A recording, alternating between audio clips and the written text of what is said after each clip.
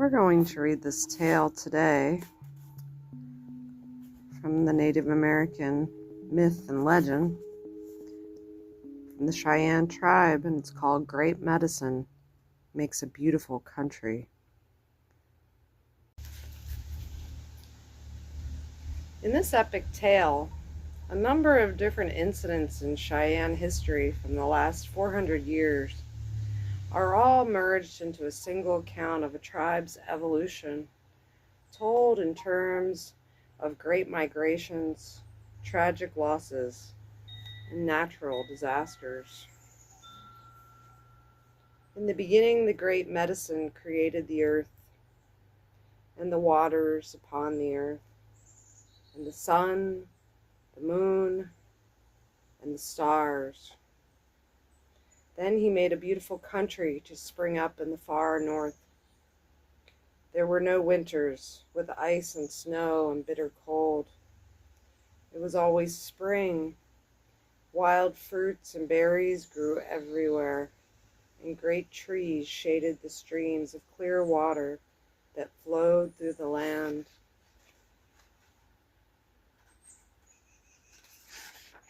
In this beautiful country, the Great Medicine put animals, birds, insects, and fish of all kinds. Then he created human beings to live with the other creatures. Every animal, big and small, every bird, big and small, every fish and every insect could talk to the people and understand them. The people could understand each other, for they had a common language and lived in friendship. They went naked and fed on honey and wild fruits. They were never hungry. They wandered everywhere among the wild animals, and when night came and they were weary, they lay down on the cool grass and slept. During the days, they talked with the other animals, for they were all friends. The Great Spirit created three kinds of human beings. First, those who had hair all over their bodies. Second, white men who had hair all over their heads and faces and on their legs.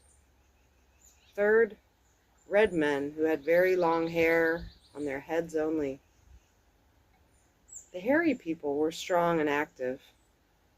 The white people with the long beards were in a class with the wolf, for both were the trickiest and most cunning creatures in that beautiful world. The red people were good runners, agile and swift, whom the Great Medicine taught to catch and eat fish at a time when none of the other people knew about eating meat. After a while, the hairy people left the north country and went south, where all the land was barren. Then the red people prepared to follow the hairy people into the south. Before they left the beautiful land, however, the Great Medicine called them together. On this occasion, the first time the red people had all assembled in one place, the Great Medicine blessed them and gave them some medicine spirit to awaken their dormant minds. From that time on, they seemed to possess intelligence and know what to do. The Great Medicine singled out one of the men and told him to teach his people to band together, so that they all could work and clothe their naked bodies with skins of panther and bear and deer. The Great Medicine gave them the power to hew and shape flint and other stones into any shape they wanted, into arrow and spearheads, and into cups, pots, and axes. The red people stayed together ever afterwards. They left the beautiful country and went southward in the same direction the hairy people had taken. The hairy people remained naked, but the red people clothed themselves because the Great Medicine had told them to. When the red men arrived in the south, they found that the hairy people had scattered and made homes inside of hills and in caves high up in the mountains. They seldom saw the hairy men, for the hairy ones were afraid and went inside their caves when the red men came. The hairy people had pottery and flint tools like those of the red men. And in their caves they slept on beds made out of leaves and skins. For some reason they decreased in numbers until they finally disappeared entirely. And today the red men cannot tell what became of them. After the red men had lived in the South for some time, the Great Medicine told them to return north, for the barren Southland was going to be flooded. When they went back to that beautiful northern land, they found that the white-skinned, long-bearded men and some of the wild animals were gone. They were no longer able to talk to the animals, but this time they controlled all other creatures, and they taught the panther, the bear, and similar beasts to catch game for them. They increased in numbers and became tall and strong and active. Then, for a second time, the red people left the beautiful land to go south. The waters had gone, grass and trees had grown, and the country had become as beautiful as the north. While they were living there, however, another flood swept over the land and scattered the red men. When the great waters at last sank and the ground was dry, the red people did not come together again. They traveled in small bands, just as they had done in the beginning before the Great Medicine told them to unite. The flood destroyed almost everything, and they were on the point of starvation. So they started back to their original home in the north, as they had done before. But when they reached the north country, this time they found the land all barren. There were no trees, no living animals, not a fish in the water.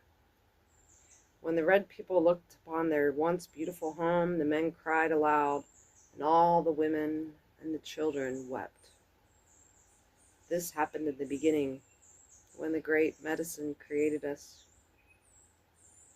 The people returned to the south and lived as well as they could, in some years better, in others worse. After many hundreds of years, just before the winter season came, the earth shook, and the high hills sent forth fire and smoke. During that winter, there were great floods.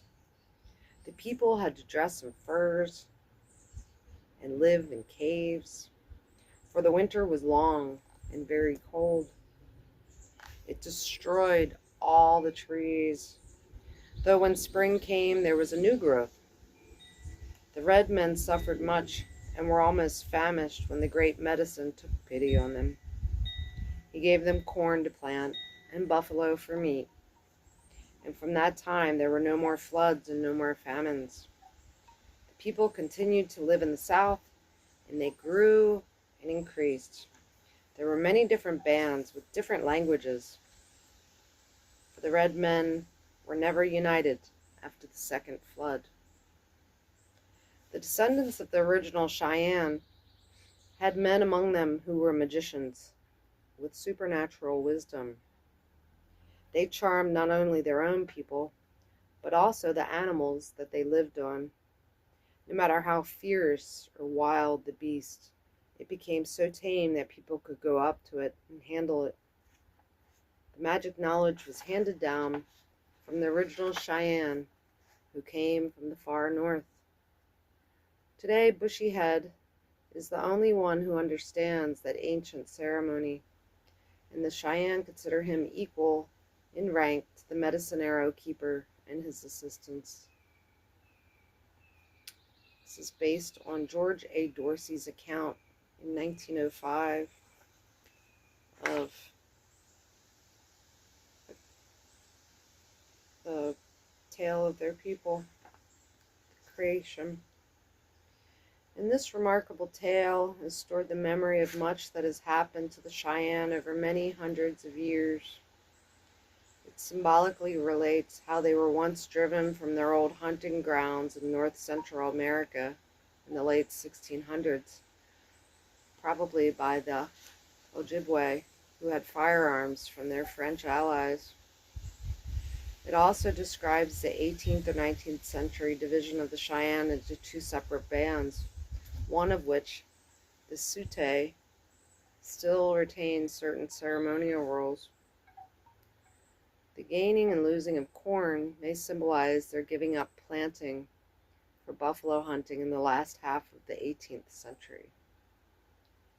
The tale reflects as well the Cheyennes' ever-present yearning for the cool, beautiful North Country after white authorities removed the whole tribe to a hot and unhealthy reservation in the South following Little Bighorn.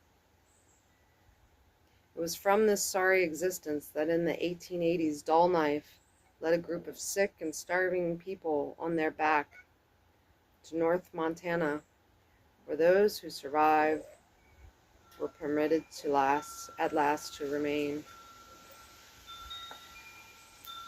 Story of the Cheyenne people. And it definitely shows how the weather, geography, always determines what happens to humans' fate. Natives believe we lived on the back of Mother Turtle. And no man, no matter what they try, is going to change that. No matter how much they try to modify our weather. Eventually, Mama will have her way. And perhaps we'll have to write or record our own migration tales. Interesting story for today, especially with Independence Day tomorrow. Yeah. Peace be with y'all.